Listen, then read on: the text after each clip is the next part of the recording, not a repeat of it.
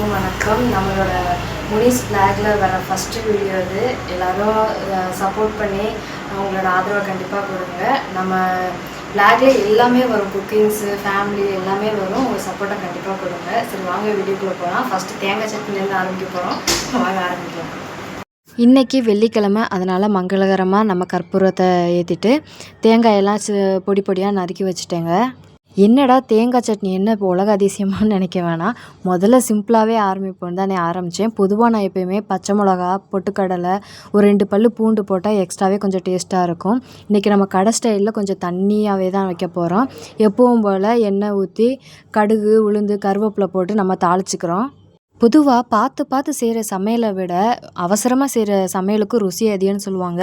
இன்றைக்கி உண்மையாகவே சட்னி ரொம்ப நல்லா இருந்துச்சுங்க. 5 மணிக்கு ஸ்நாக்ஸ் மாதிரி பருப்பு வடை சாப்பிட்லான்னு சொல்லி ஊற வச்சேன். கடைசியில் அதை மறந்தே போயிட்டேன்.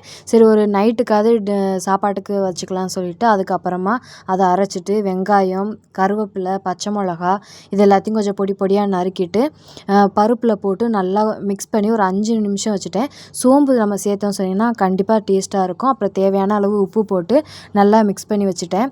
எண்ணெய் காஞ்சதுக்கப்புறமா சின்னதாக வடையை போட்டு எடுத்துக்கிட்டேங்க. இன்றைக்கி எல்லார் வீட்லேயும் இருக்கக்கூடிய முக்கியமான பிரச்சனை கேஸ் பிரச்சனைங்க. கவலைப்படாதீங்க, எல்லோரும் புக் பண்ணுங்கள். 21 நாளில் கண்டிப்பாக கிடச்சிரும். நானுமே புக் பண்ணியிருக்கேன். அதுக்கப்புறம் நைட்டு சாப்பாட்டுக்காக ஒரு பக்கம் தோசை ஊற்றியாச்சு. வடையை பக்கத்து வீட்லேயும் 4 கொடுத்துட்டு வரேன்னு சொல்லி கொடுத்துட்டு வந்துட்டேங்க. வீட்டு டின்னருக்கு தோசை, மத்தியானம் தக்காளி சாதம் வச்சோமா, அது வேஸ்ட் ஆகிடக்கூடாதுல்ல, அதையும் கொஞ்சம் வச்சுட்டு வீட்டில் கொஞ்சம் கடலைப்பருப்பு இருந்துச்சு, அதனால் அதை ஊற வச்சு கொஞ்சம் வடை சுட்டுட்டேன். அது கொஞ்சம் தேங்காய் சட்னியும் நம்ம வச்சாச்சு.